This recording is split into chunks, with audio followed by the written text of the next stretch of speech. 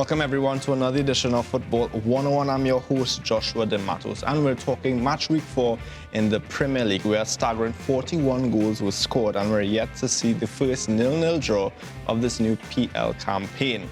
I'm not going to be alone on set. I'm joined by a Chelsea fan who, for some reason, still thinks that at some point in time Chelsea will come back and win this Premier League title. He has a lot of faith. So we're going to be talking Premier League, and later on I'm going to be joined by a sports analyst and our La Liga expert, Nikolai Madri.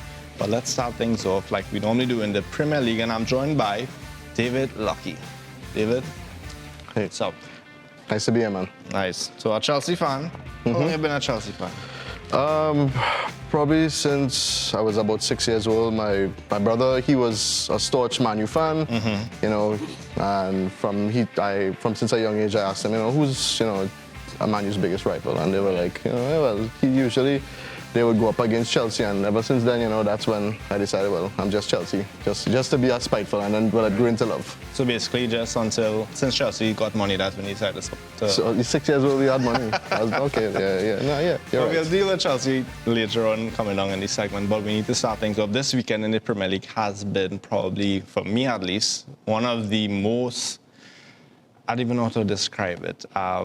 The amount of goals that was scored, against certain clubs, it's something that I don't think any Premier League fan could have bet on. Yeah, I mean, this weekend was definitely, I want to say, record-shattering, you know. It was intense, and there's everything you expect of the Premier League, you know, the hardest league in the world, you know. Yeah, sure. So we're going to start things off at Old Trafford. Now, Manchester United were coming up against Tottenham Hotspurs. So Jose was going to be back in his old stomping grounds, but at the end of it all, it was a sad day for Solskjaer and a joyous day for Jose, because the final scoreline was 6-1 in favour of Tottenham Hotspur. Yeah, you heard it right. It's not a glitch. 6-1 in favour of Tottenham Hotspur.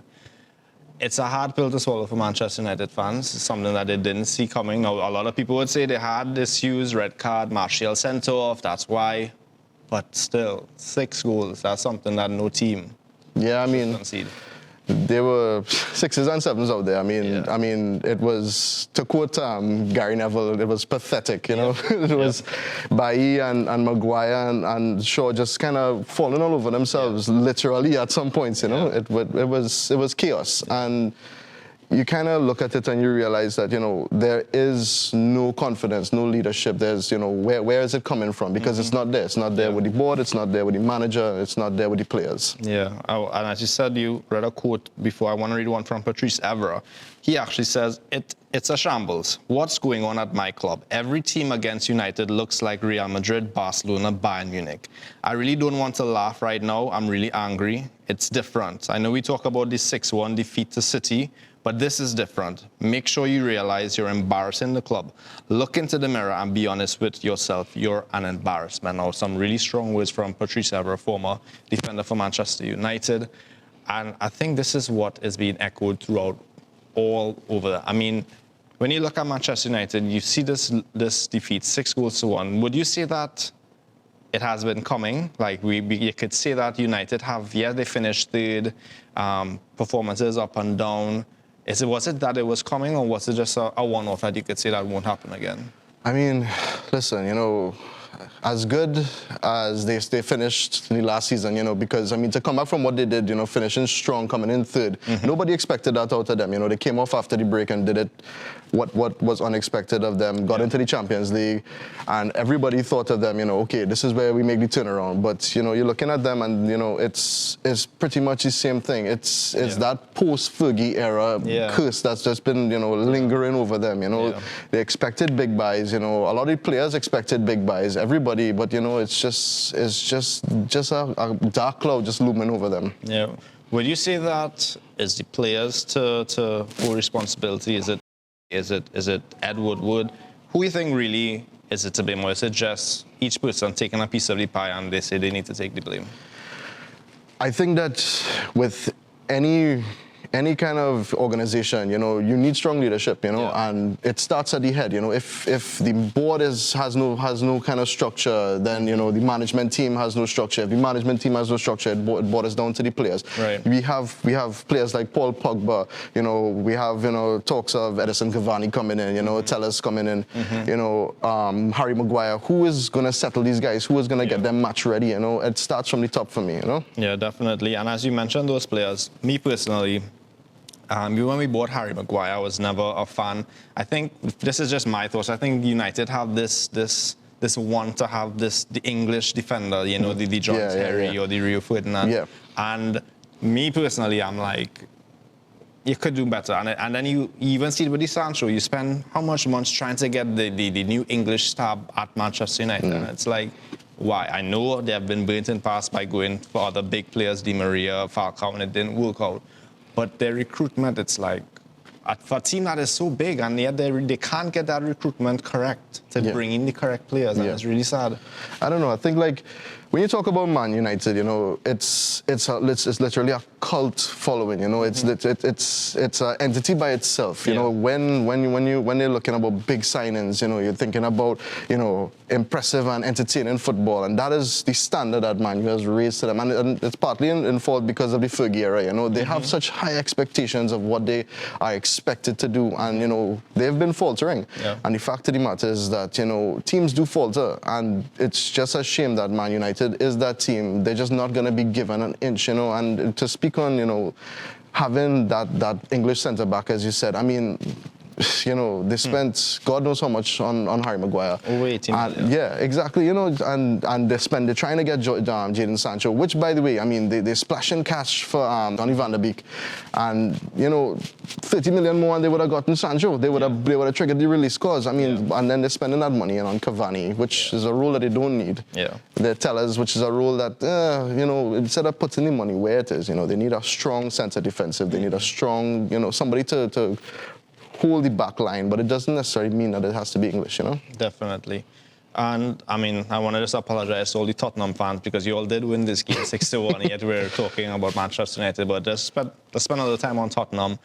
A wonderful performance. Jose, I mean, coming back to where he used to manage to win a game like that, he's doing really well. Son back in the squad, even though there were talks about him being injured for this game. But I was actually wondering, like, could it be that because Tottenham, and they have done well in this window, signing big names, such as the main one, Gareth Bale, bringing in somebody into a club like that has that stature, that automatically lifts players. And to me, the Tottenham that you saw that started the Premier League when they were that loss versus Everton, but as soon as they heard Gareth Bale was in the squad, just me personally, that lifted them. And it's scary to think that Bale is still going to be added to this squad. Yeah, I mean, you did kind of feel a sense of, you know, some kind of excitement, you know, when they did the announcement and all the press releases with him, the interviews, you know, it just felt like a lot of weight was taken off the shoulders of all the players, you know. They felt like, you know, the prodigal son returning home, you know. Definitely. And, I mean, I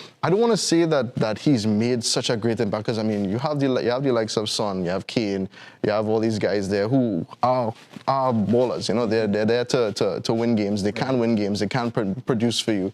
But, you know, I mean, definitely, you know, bringing in somebody who's basically, you know, a club legend, and then he has all these stats to go with it, you know, it's definitely going to raise the tempo of everyone, you know? Yeah, definitely. I mean, me personally, I can't wait to see Bale back on the field for Tottenham playing in the Premier League. So, congrats to Tottenham, 6-1 victors over Manchester United. So let's move along now. I actually watched the game against Manchester United. It was 6-1. We took the loss, carried on. Went to do some house chores and stuff. I knew the Liverpool game was up next. Didn't get time to really watch the first half. I was like, you know what, let me just put it on. Expecting to see, you know, a 3-0 to Liverpool. And I was in shock. 7-2 Aston Villa came over victors versus Liverpool. 7-2 against the Premier League champions, against the best defense in England. Alleged. That game, that result, I mean, you just can't write these things. No, you really can't. I mean, literally, you know, you have Jack Grealish was out for that goal today. Yeah. I mean, it also did not help that Adrian was all over the place. I mean, you know, his his standard kind of came to light in this game. I mean, because when you look at the likes of Alisson, a guy who is literally putting out stats every day, his saving is impeccable, and then to move to Adrian, you kind of see it's kind of chalk and cheese, when you're talking about the two. It definitely was, I guess, a homicide. Yeah, definitely. I want to shout out Watkins scoring a hat-trick in the first half. I mean, not just scoring a hat-trick generally, but to score it in the first half against Liverpool, against Van Dijk. That was actually his first goal for the team as well. So well done to him.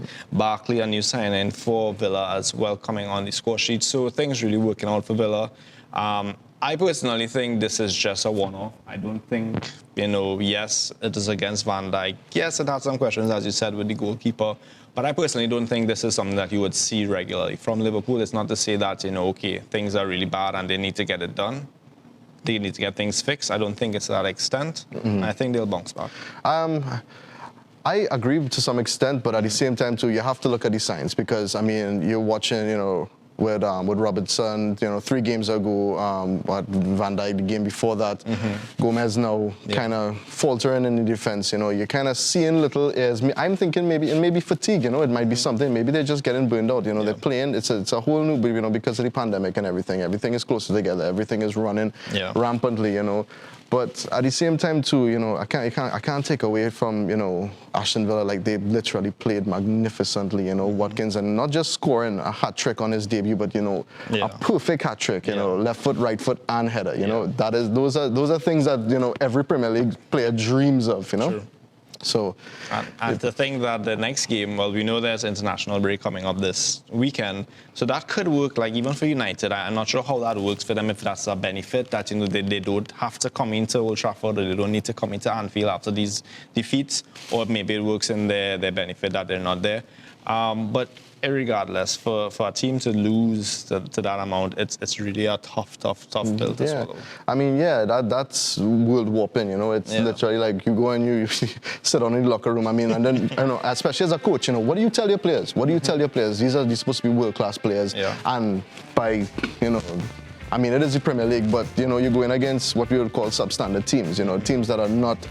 that don't have the academies that you have, don't have the programs, don't have the money, they're not putting out the output that you are to win this Premier League, and then you just have a earth-shattering game like that. Yeah. But I want to believe that this is as you said, somewhat of a one-off, but I mean, hopefully we get some big games. Definitely. I mean, since the start of this Premier League, the amount of goals. I mean, yes, they have controversy with VAR, with the penalties and with the handball, but I'm not going to get into that. But just the amount of goals you've been seeing every week, as we said, this is match week 4 in the Premier League, and it really has been enticing. And I can't even wait for the next matchup for that Liverpool has to play. I mean, you can't even write these things. Their next game is against Everton 2 weeks from now when the Premier League starts back. Merseyside derby, Everton, top of the Premier League. And looking for blood. So if you was looking for a game that Liverpool could come back and say, you know what, we're the champs, let me stamp our feet down, is definitely this. Yeah, the league leaders, definitely, that's where you want to go. I mean, and Hammers is in fine form. Definitely, that'll really be one to watch out in 2 weeks' time. So we're going to take a short break. More Premier League talk coming up after this. You're watching ACTN, The Voice.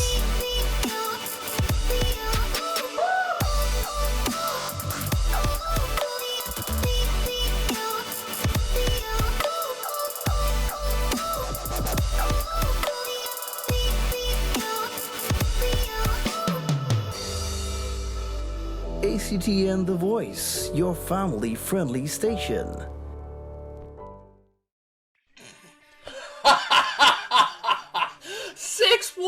At home to Spurs. Are you having a laugh? The state of it. Banter FC has been reborn, ladies and gentlemen. Spurs. Adrian's going to be in goal today. He's going to be grand. He won't be conceding 6, unlike, the other lot. 7-2. Grealish, the 7 for Villa. 7. 7. 7. 7. 7. 7. 7. 7, 7, 7, 7, 7, 7. Well, listen, all you've got to... Man United might not thank me, but get the contract out, put it on the table, Let him sign it. Let him write whatever numbers he wants to put on there. Give him what he's done now since he's come in, and let him sign the contract and go. Ollie's lit the wheel, man. He's doing it. He's doing his thing. Man United are back. That should have been the closing. I should have let you do it. Welcome back to Football 101. So we're going to continue our Premier League discussion. Now, Leeds United were in action versus Manchester City. It was the matchup that everyone wanted to see. We had Pep versus Bielsa, the master versus the maestro, you could say. And it really was a great matchup. It finished 1 goal apiece, so City dropping points yet again.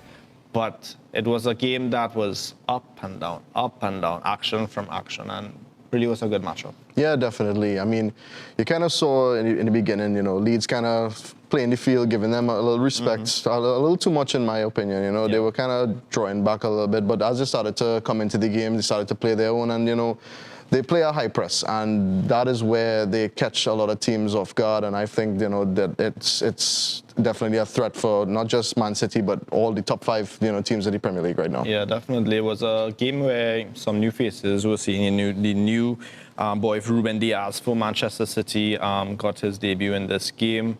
So really nice to see that. But also, in addition, Manchester City versus Leeds. You saw Edison making a mistake in the game that actually caused Leeds to get that equalizing goal.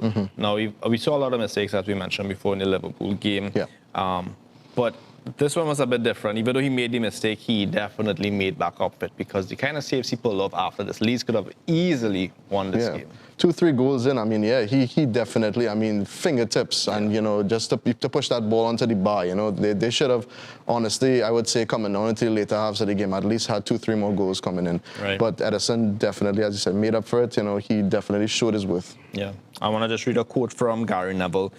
He said, "This is like a Rocky versus Apollo Creed. It's absolutely incredible. This is a dream of a game to watch. It's like an under-9s game." And it really was like that, literally end to an action. I heard some people were like, you know, they didn't really like it. It wasn't, you know, structured in a way. But then for the average football fan, it's what you want to see, attacking football. Yeah.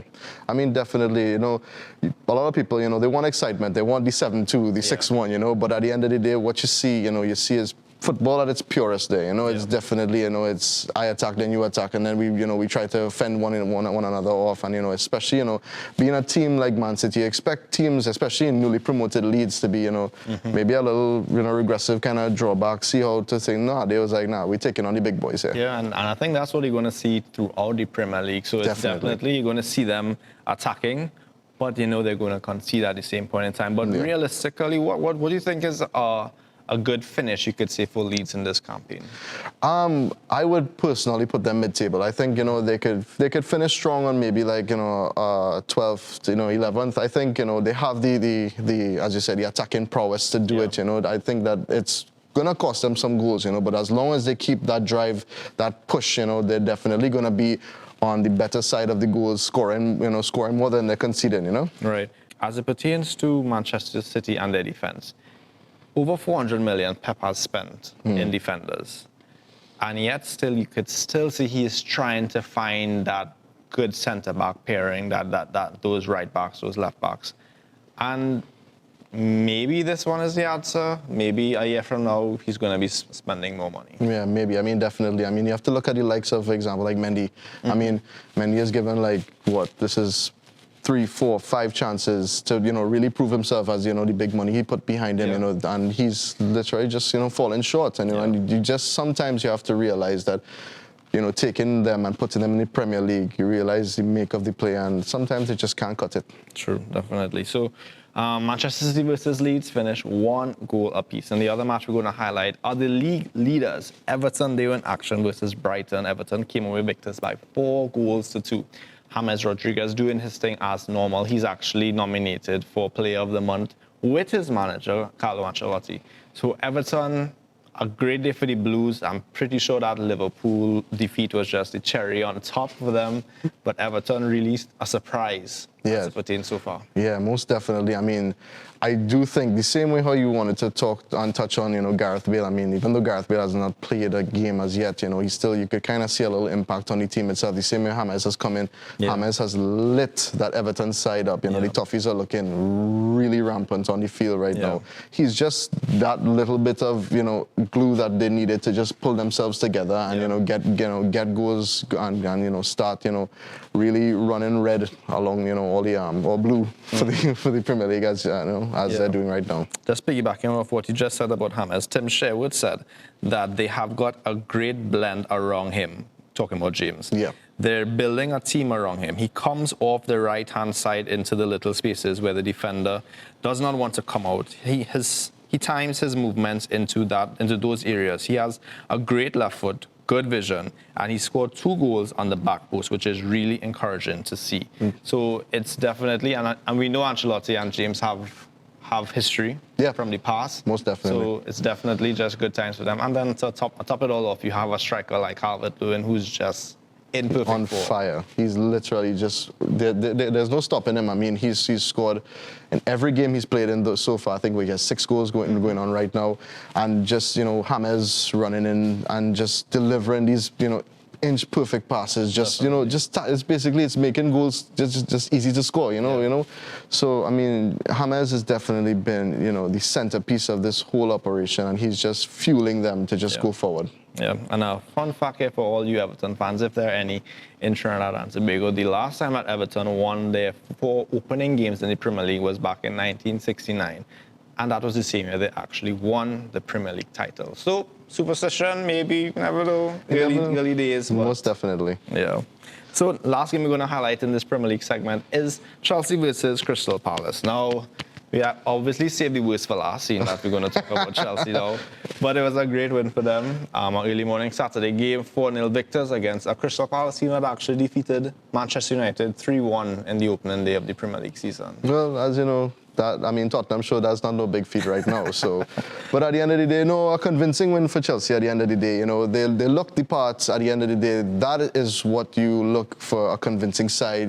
Playing a mid-table team. That's what you expect. When you look at your Liverpools and your Man U's playing these mid-table teams, you expect a little fight, but nothing. It's just another day at the office for them. I mean, definitely. You have Tammy Abraham. Pressing really high. Running down the ball. He's hungry. He's he's ready to play. He's trying to show Lampard. His stake in the team. Callum Hudson-Odoi doing very well. On his thing.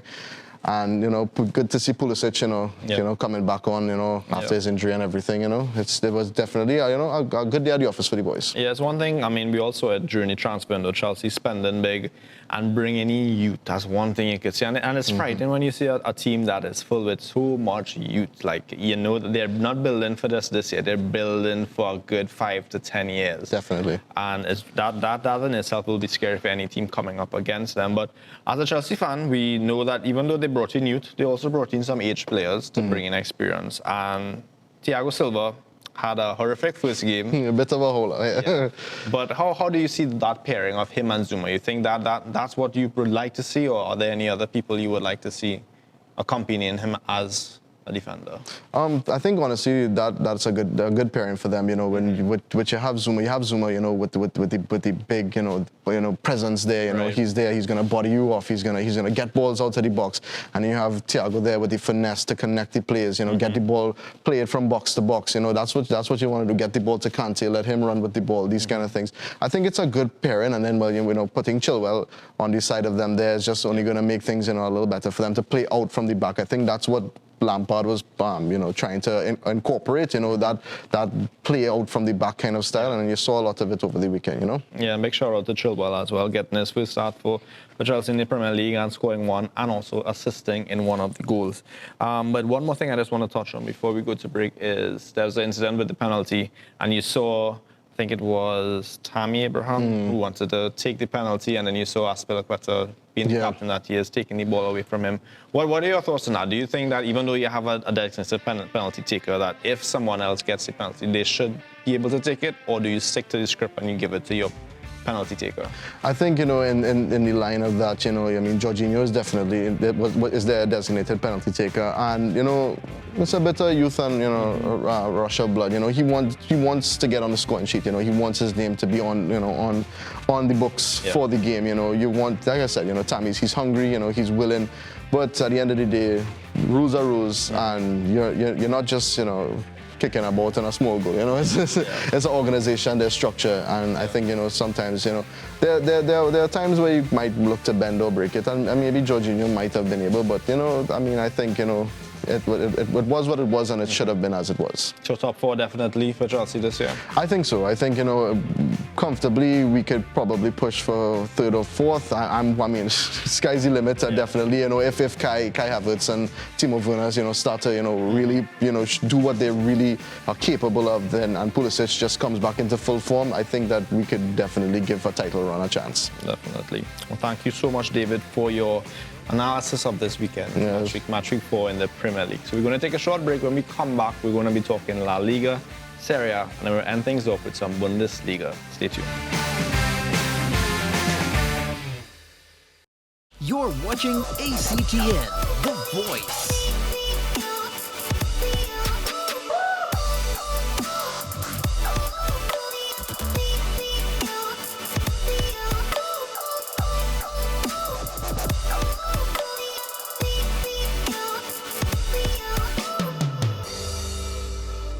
ACTN The Voice, your family-friendly station. As it's deadline day, we sent our reporters all over the country to be the first to break those juicy transfer stories, or to stand pointlessly outside a training ground. Let's find out as we go live to our man on the scene, Jim Dwight. Jim, any developments over there? Absolutely. My cold is developing into a full-blown chest infection, and I'm freezing my off in a car park and beginning to question my career choice. Okay, have there been any player sightings? Oh, many. Oh, really? New players? No, just ones that already play for the club. Then again, I am at their training ground. In fact, I can spot a player now. He's just fallen on his... The biggest break of this window might just be his coccyx. Okay. What have your sources told you? Any exciting phone calls? Yes, actually. According to my sources, the bargain bucket deal I ordered is en route to the training ground as we speak. Let's just hope it gets here before the window closes. The transfer window? No, the clubhouse window. I'd very much like to eat inside. Right. Any odd contract clauses in today's deals? Indeed. If my bargain bucket is 30 minutes late, it's absolutely free. That's a pretty good deal, actually. The best deal of the day, if you ask me. Well, thanks for your time, and bon appetit, Jim. Thanks very much. Welcome back to Football 101. And like I said earlier, I'm joined by a freelance sports journalist and our La Liga expert, Nikolai Madrid. It's great to be here again, Josh, on Football 101. Let's see what La Liga has in store for us this time. Definitely. We're going to start things off with the league leaders. Real Madrid, they were in action versus Levante, and they came away victors by 2-0. But it wasn't a pretty performance. Yes, the 3 points are in the bag, but the performance could have been a lot better. I mean, Levante had their fair chances to go ahead and take the game. Right. But it was about the finishing of Vinicius and Benzema. 2 great goals on the night that took the 3 points away. And you could say that about Real Madrid. As long as they get the 3 points, go on, they march on for the title and go on, claim it. It's theirs to take. Yeah. And I want to mention, as you said, Benzema there, congrats to him scoring his 250th goal for the club, being the 5th person in history to do that. So well done to Benzema and doing his thing there. So as I said, 2-0, they came over victors. But as we saw in the market, the transfer market thus far for Real Madrid, a lot of players have been shipped out and not so much have been coming in. Is it that Zidane is just okay with the striking force that he has currently? Well, Zidane does have a young squad here at Real Madrid this time around with Vinicius and Rodrigo and these different young players coming through the squad. Right.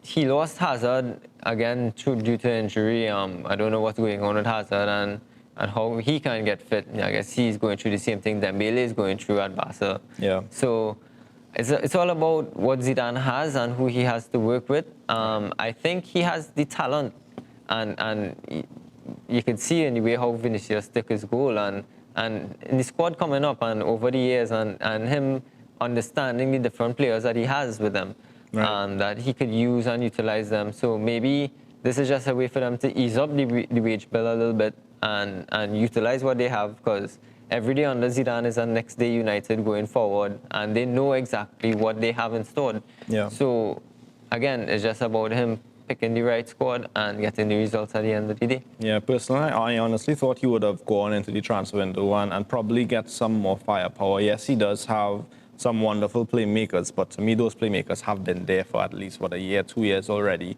and haven't really reached the peak, other than probably you could say Benzema, of the quality of striking force that Real Madrid would want. But so far, so good. They are on the top of the La Liga table, so well done to Real Madrid. As we move things over Barcelona, they were in action versus Sevilla. Now, this basically was the biggest test you can say Barcelona has had for the start of this La Liga campaign. It finished 1 goal apiece. So Barcelona dropping points, something that they wouldn't want to do, but still an overall good performance, you can say. Well, again, Koeman is still feeling out his side. He's still trying to understand what is going on with this Barca side, who he can rely on. But I think he got his starting 11 in terms of who he trusts the most and who he wants to see out on the field. But it's a matter of them showing him what they can do on the field and getting the result out of the game. You see, he put his faith in Ansu Fati in the 2 games before, and he came away with 3 goals in those 2 games. You see Coutinho playing in his new position. Well, not his new position, his position that he's accustomed playing to. It's just that he gets the freedom now to play in that role in the Barcelona shirt, because he wasn't getting that freedom to do so before. But you could see he adapting to that role much more comfortably than before, and he's adjusting and linking up well with the players coming into the play, and he went and he got the goal, the equalizer against Sevilla. So you could see that Koeman is still trying to understand his side, still trying to move forward. But Sevilla is a great team. They reacquired Ivan Rakitic from Barcelona. So he was able to step into the Camp Nou again and showcase his talent there once more, but under their shirt. But you could see they can move forward, and they have been challenging in Europe. But can they challenge, though, for the title? It's left to be seen. Yeah, I think obviously we know the 3 main contenders in La Liga, and Sevilla has been, total success in Europa League. But you could see that they really would want to reach that point. Not sure if this will be their season, but my whole thing for this season is really just to see the Messi that we are going to see this season. Is it going to be a sad Messi that may not score as much goals as people would like him to? Is it that we could see him leave, come this be the last campaign that we see him at Barcelona? And for you, Nikolai, I know, as you said, you're our La Liga expert, but I know Barca has a special place in your heart. Of course. I don't shy away from the fact that I'm a Barca fan. But with which Messi can we see? I think in the last 3 games, and on the field, you saw that Messi would always battle for the shirt. He wouldn't back down. And in terms of whether he will be scoring goals or not, I think he's like 16 goals away from the all-time record for most goals for a single club. Pele has 363 goals, Messi on 627. So maybe that might be his little personal target that he wants to go to. And after that is like, hey, what's And after that, you never know where he might go, because maybe he might have an ex-president who may allow him to leave, unlike this president that we had. So I guess time will tell, and that's really interesting to see.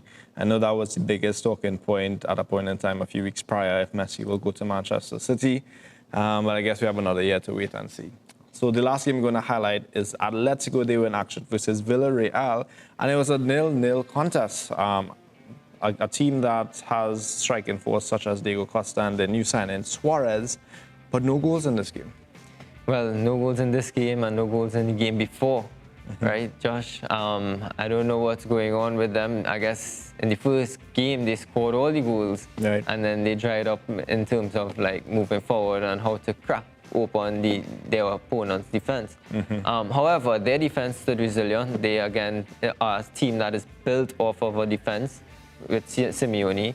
So with the acquisition of Suarez, you get something going forward, and you would hope that maybe he can provide as an outlet to get the opener and to get some goals moving forward with you have Felix and Diego Costa there. And not only that, they have a strong side moving forward, and they would be one of the title contenders in La Liga to disrupt. Right. So we would like to see how they would perform and move forward. But like I said, if the goals don't come, then the titles won't come. Definitely, but just looking at that front three of Costa, Felix, and Suarez, it's definitely a frightening front three for any defender to go against. So that's it for your La Liga wrap-up. Like we said, Real Madrid on top of the La Liga table. For now, it's early runnings in the season. We'll be right back after this. You're watching ACTN, The Voice.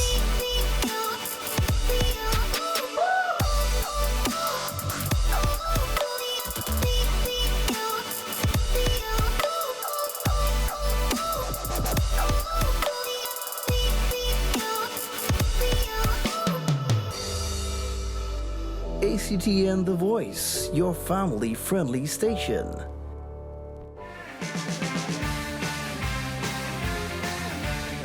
Welcome back to Football 101. So joining me here still is Nicolai Matthew, and we're going to head across to Italy to talk about Serie A.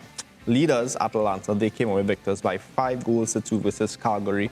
A really nice matchup there. Atalanta always showing their goal-scoring skills, and it's not weird to know that you hear a scoreline like 5-2 and Atalanta are the victors, Nicolai. Yeah, Atalanta, over the years, they play really great football. They only bowed out to PSG on the last minute of last Champions League campaign. Yeah. So it goes to show that their level of skill and their level of ambition and what they are capable of. Yeah. But again, it's how consistent can you be? That's what winning the league is about. How consistent can you keep these victories going, and even when a rough spell may come, and how do you rally through that? And that will be the important part of moving forward, or even challenging for the title come the latter end of the season. Yeah, definitely. And AC Milan, who are right there with them, a perfect start to the season thus far. They came away victors in their game by 3-0. AC Milan trying to be title contenders this season. With a striker like Zlatan, you would think that he will give them that. Yeah, well, it's not only about the striker with Zlatan, it's about the team itself and what they have been doing. Their camp have been working well and been doing different things to strengthen and show that they have a young squad, and they will be pushing going forward. So they're about building a young squad to get the experience to move on. So maybe this season might not be the season that they win the title. Right. But maybe they might be back into Europe and back into these big games and bring a sense of wealth, I would say, back to the San Siro. Yeah. Other than with Inter Milan, like give Inter a great rival and show them that they are not the only people in Milan anymore. Yeah. And AC is there as well. Definitely, and I think, as you mentioned, Inter Milan, they definitely, you could say, are title contenders. They spent as it pertains in this transfer window, and they will think they have a really good chance coming up against Juventus. They were also in action versus Lazio, and it was a 1-1 final in that game. But what I took away most from that game were the red cards. There were 2 red cards, and as I mentioned when I was speaking to the guest before, David Lucky, in the Premier League segment, you saw a lot of flamboyant play acting when it comes to red cards. And it's really sad to see that it's happening in England and it's also continuing in Italy. Well, with the introduction of VAR, we would hope that these incidents would be sorted out. And it's not just about the penalties and it's not just about the goals. Yeah. But these incidents where people are being wrongfully carded or even stimulating is really poor for the game to see. True. We would hope that changes over time. Yeah. Again, with everything that we don't agree with in the game. But again, it plagues the game and it plagues the what goes on the field and how hard you work in training to go out there and then play act and dive and cause different things. But like you said, beyond that, Inter are really looking forward to challenging for the title with their squad that they have. We would see where it goes. Yeah, definitely. We hope for the best. Yeah. And the final game we're going to talk about, which was supposed to be the biggest game of the weekend in Italy, was Napoli versus Juventus. Sadly, the game never was played due to the fact that Napoli never showed up for the game. Yeah, you heard me right. Juventus showed up to play and Napoli was nowhere present. Now, the storyline behind this is because due to the coronavirus, Napoli had 2 players that actually tested positive on Saturday. And due to the rules in Serie A, they say once that happens, the team can still play, but they have to be in a certain level of quarantine when it comes to traveling, when it comes to the hotel where they'll be staying. But then the rules as it pertains to the local health authorities in Naples, they said that they told Napoli that they should not travel. And, well, they obeyed the local health authorities. And like I said, the game never came to pass. And it looks as though Juventus probably will come away with the 3 points, something that I'm pretty sure Napoli may not agree with either. Well, what I would say is that with this coronavirus, we don't know.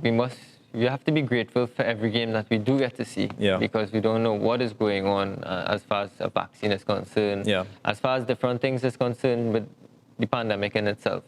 So each game as it comes, Napoli is unfortunately the one to have the 2 players that were tested positive, and also with Genoa, I think 16 players coming out of that game tested positive. So and that was the game that Napoli played previously. Played against so Genoa we don't want the game to take the forefront, and then we disregard the players' health. And these sort of things. We have to always take into consideration the players' health first. So Napoli did the right decision. If it cost them 3 points at the end of the season, then they can't be ashamed, because it was a moral choice then. To say that they decided, based on the situation at hand, that it was best for them to take the 14 days off and regroup and get everything back on the way. All right, so let's turn our attention to Bundesliga. RB Leipzig, who are at the top of the Bundesliga table, they came away victors by 4-0 over Schalke. So all is well in the RB Leipzig camp, but we want to spend some more time talking about some other matches. Borussia Dortmund, they came away victors 4-0 versus Freiburg. And that game, if you saw the highlights, was really a masterclass of youth. And that's what we always see when it comes from Dortmund. We've seen Haaland on the score sheet. We're seeing that the new 17-year-old Rainier came away with 3 assists in this game. 17 years old, playing in the Bundesliga with 3 assists. So Dortmund really turning things up right now. Well, that's what I would say. The next generation of football is 16, 17, 18-year-old kids coming up playing football at a really high standard, finishing, passing, playing integral football. I mean, you can imagine what it is as a 17-year-old to be starting in the new camp, to be starting in Dortmund. It's a footballer's dream, but to actually see it happening. And it's not only that. It's the fact that they do it with such class. They do it with such elegance in terms of the way that they finish, in terms of the way that they pass, in terms of the way that they do different things. It's like they're bringing themselves to the game. And that is exactly what you want to see from any player. You want to see them put their stamp on the game and leave their mark. And that is what these young kids are doing and throughout many different clubs in Europe. And Haaland is just one of them that is a pure finisher. Yeah, and I want to mention Haaland. He had 2 goals he had scored in this game, and coming down to the end of the game, it was a one-on-one with the keeper. He could have actually took it on himself and get his hat-trick, and he actually passed it to his teammate to allow him to score his first goal for Borussia Dortmund. So just that alone, you would think as a young footballer, you want to score all the goals. But for him to be 20 years old and still has that composure to say, you know what, I scored 2, a hat-trick will be nice, but hey, let me share it around. And that's the thing, and for a clinical finisher as he is, and as a lethal finisher as we know he can be, for him to take the option and lay it off, and especially on your hat-trick goal, is like to say that you're going to put your crown on the game, but instead you give it up and you use it to boost other players around you, and that's what you go. You use your talent to boost those that are around you. So. Definitely. And in the last game, we're going to talk about other defending champions, European champions as well, Bayern Munich. They came away 4-3 victors over Hertha BSC. Now, that game, it was a game full of goals. Again, Lewandowski with 4 goals in one game. But it came down to the wire. Hertha really carried Bayern literally to the last minute, and I'm pretty sure Bayern came away from, even though they came away with 3 points, have some questions in that defense that they may have to show up. Bayern, after winning the Champions League, they do have to do some questions if they were to do the repeat of the Champions League and if they were to go through and win the Bundesliga again, because they have everything there, all the pieces are there, but somehow they slip at some points in time. You don't know if it's a mental slip, you don't know if it's just arrogant slip. You don't know if it's because they just feel as though the match is already won. Yeah. And this is how the true champions now would move on. Right. And put that behind them and take every game as it comes. Now, you would say that's where the championship and the lethal spirit in Lewandowski as a striker get them across the line once more, and scoring 4 goals in one game is like nothing for him. It's like a norm. Yeah. And for us to say that about a striker playing at a top tier league, it speaks about the class of this player. Yeah, definitely. And kudos to Bayern. I mean, coming away victors like that. Also, winning previously against Dortmund in the Super Cup. Yeah. Right. They're doing their thing basically. Yeah. So congrats to them on that. When it's early runnings, I mean, a week prior we saw Dortmund losing for the first time for this campaign in the Bundesliga, and we thought, all right, well that's it there. The championship is Bayern, but then they came away and they lost in their game last week as well. So, but they're back to winning ways. But like I said at the start, RB Leipzig are at the top of the Bundesliga table. So we've come to the end of another edition of Football 101. Thank you so much for tuning in. Thank you so much, Nikolai, for spending this time with us. So to David as well. Always nice to have you on the show.